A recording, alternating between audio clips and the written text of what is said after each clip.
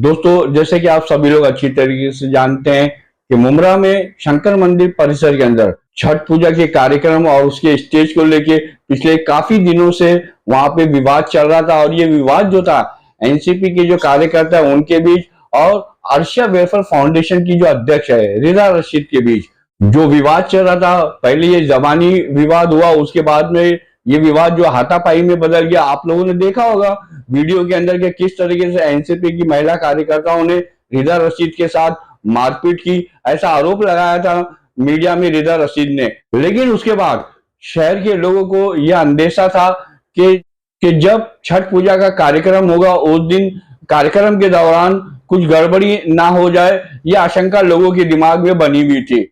मगर आज रविवार 30 अक्टूबर को शंकर मंदिर परिसर में जो तालाब है वहां पे छठ पूजा का जो कार्यक्रम है बड़ी धूमधाम से और हर्षोल्लास के साथ मनाया गया।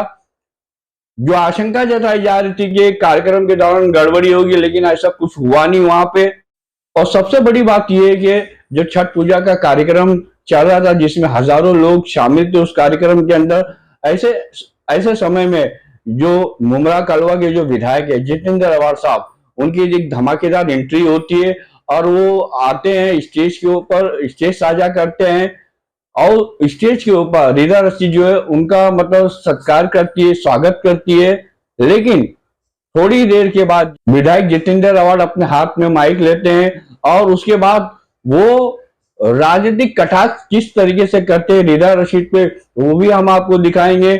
और उसके बाद विधायक जितेंद्र अवाड़ के कार्यक्रम से जाने के बाद किस तरीके से रिजा रशीद वो भी अवाड़ साहब के ऊपर किस तरीके से राजनीतिक कटाक्ष करती है वो भी हम आपको दिखाएंगे। छठ पूजा कार्यक्रम के स्टेज पे किस तरीके से जितेंद्र अवाड़ और रिजा रशीद ने एक दूसरे पे निशाना साधा, ये हम आपको दिखाएंगे अपनी इस खबर में। कि दो शब्दों से म्यूजिक में लगाइए। यहाँ पे मौजूद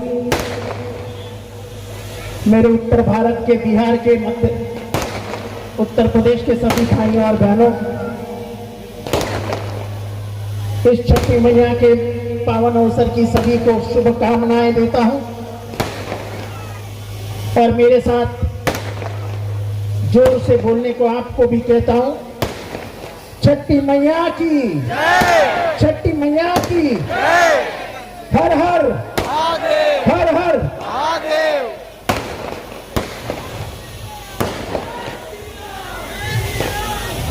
जय श्री राम, जय श्री राम, जय श्री राम, जय श्री राम। अरे रिजा रशीद बाजू में खड़े हुए, बीजेपी की तो जय श्री राम होगा ही ना। अरे बिल्कुल होगा ही। अगर बीजेपी के है तो जय श्री राम बोलना ही पड़ेगा, कहां ना चाहेगी में बोल के। मैं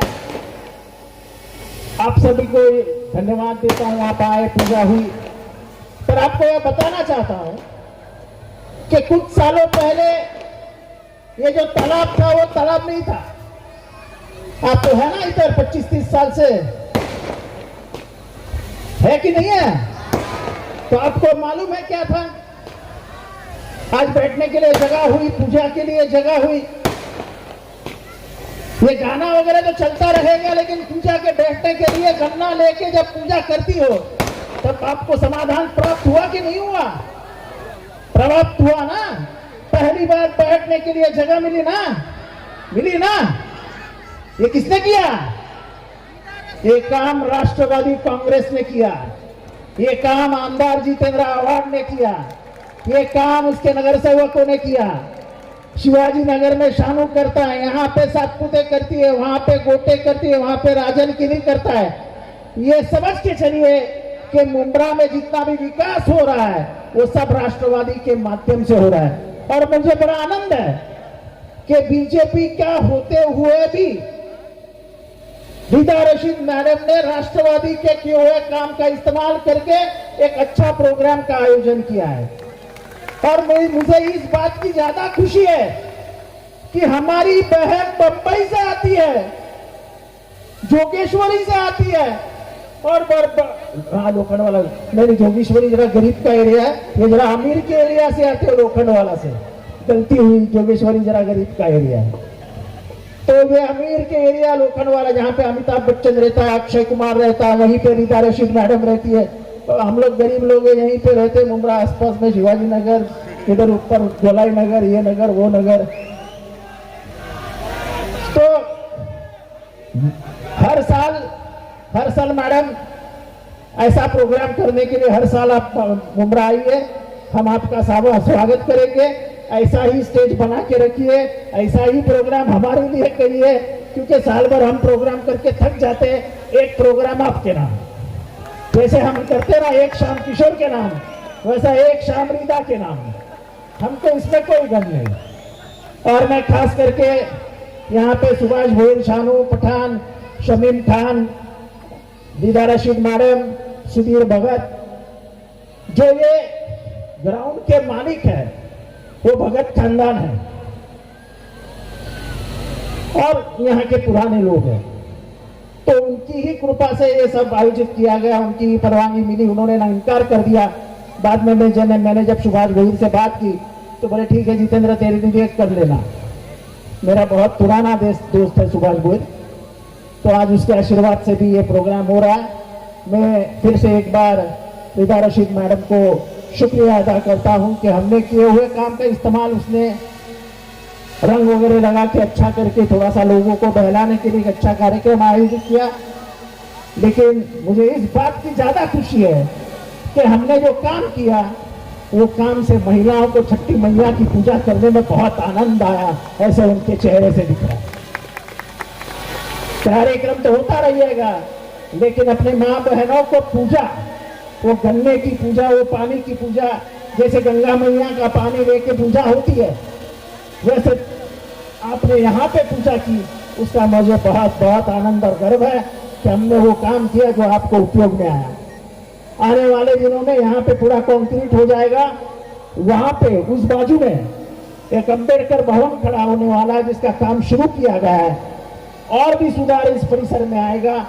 यहाँ पहले आते थे तो आपको मालूम है रास्ता कैसा हुआ करता था। यहाँ पे पहले आप आते थे तो आपको मालूम है कैसे यहाँ की अवस्था थी। अब पानी की बढ़िया परिस्थिति है, आज लाइट की बढ़िया परिस्थिति है, आज अच्छे रास्ते हुए हैं। और मैं गर्व से कह सकता हूँ ये सब काम राष्ट्रवादी कांग्रेस ने किया है। तो आने वाले दिनों में चुनाव भी आएगा।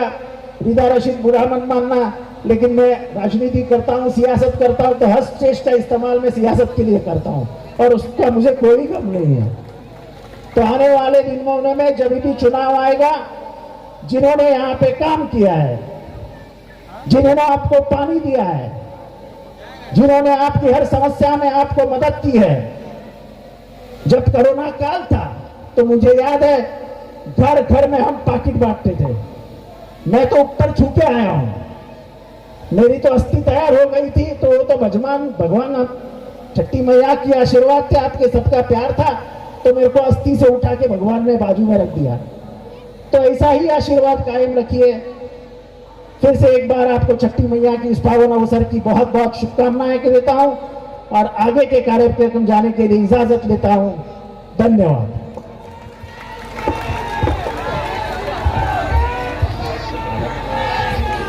जय श्री राम। और माननीय डॉक्टर श्री जितेंद्र आव्हाड साहब, आमदार साहब को वस्त्र भेंट करके सम्मानित करते हुए माननीय श्रीमती रीता रशीद जी। मैं एक बात बोलना चाहूंगी, साहब जाते जाते सुने। आप कह रहे हो कि मैं आई हूँ, साल में एक बार आती हूँ, तो थोड़ी सी अपने कार्यकर्ताओं से मैं रिक्वेस्ट करूंगी उन्हीं के, क्या मैं गए 4 से 5 साल से इसी मुंब्रा में रहती हूँ, इसी मुंब्रा से जुड़ी हूँ, इसी मुंब्रा में काम कर रही हूँ, इसी बहनों के बीच में कर रही हूँ। अगर झूठ है तो बहनें बोल दे। जय श्री राम। मुझे जय श्री राम बोलने को बीजेपी का सपोर्ट नहीं लगेगा। मुझे जय श्री राम बोलने बीजेपी का सपोर्ट नहीं लगेगा। इस देश की बेटी हूँ, इस देश के भगवान का और अल्लाह का नाम लेना मेरा हक है। और वो लूंगी और लेते रहूंगी, किसी के सपोर्ट से नहीं लूंगी। और साहब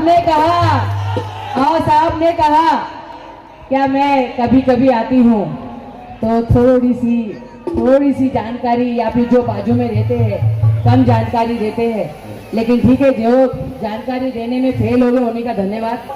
आज मैं जो भी कर रही हूँ, कोई भी त्योहार मना रही हूँ, आप लोग को पता है कैसे मना रही हूँ, आप लोगों को पता है कितना कष्ट होता है, पता है क्या नहीं? आज मुमरा जानता है कितने कष्ट से मैं प्रोग्राम लेती हूँ, कितना कष्ट लगता है मुझे इन लोग से तुम्हारे लिए हक छीनने को, लगता है क्या नहीं?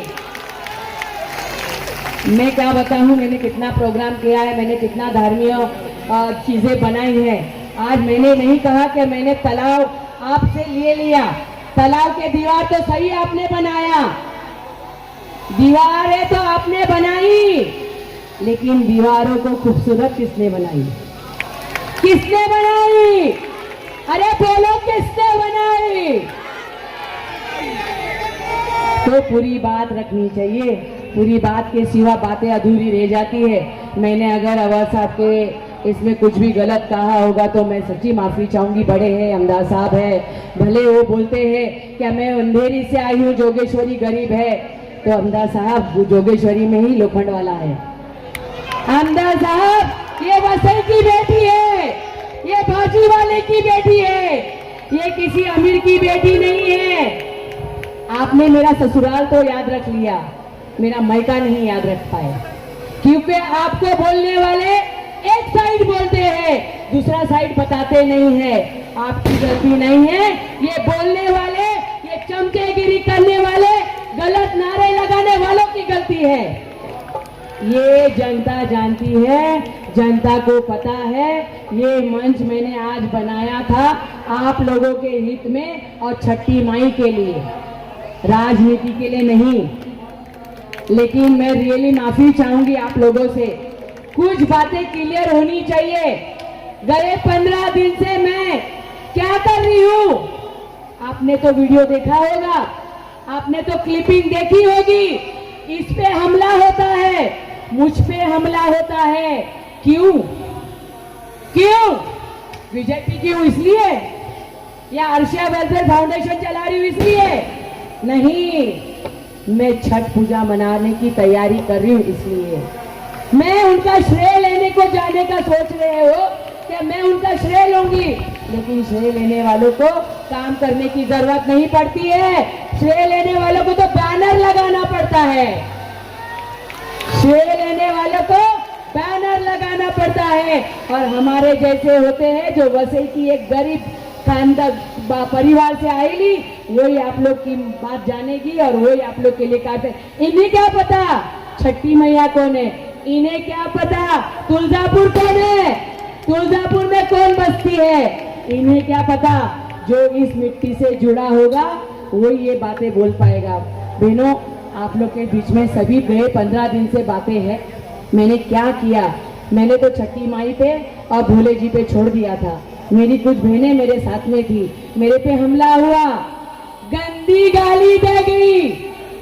क्या बोला गया, इनका पीए भी नहीं सोएगा मेरे साथ।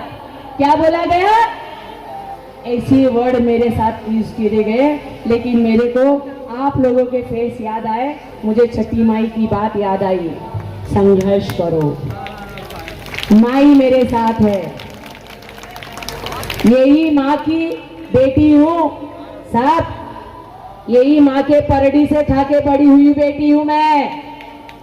ऐसे ही लोखंड वाला नहीं गई, ऐसे ही नहीं गई हूँ, बड़े तकलीफ से बड़ी हुई हूँ और फिर शादी करके मुझे भगवान ने, मेरे अल्लाह ने वहां पहुंचाया है। आप क्या जानो, आप भी तो आते हो ना थाना से, आपके नगर सेवक क्या थे, चाली में रहते थे, आज बंगला हो गया, उसके बारे में कब तारीफ करोगे आप? करिए ना उनकी तारीफ, इन्हीं के बलबूते हुए है ना।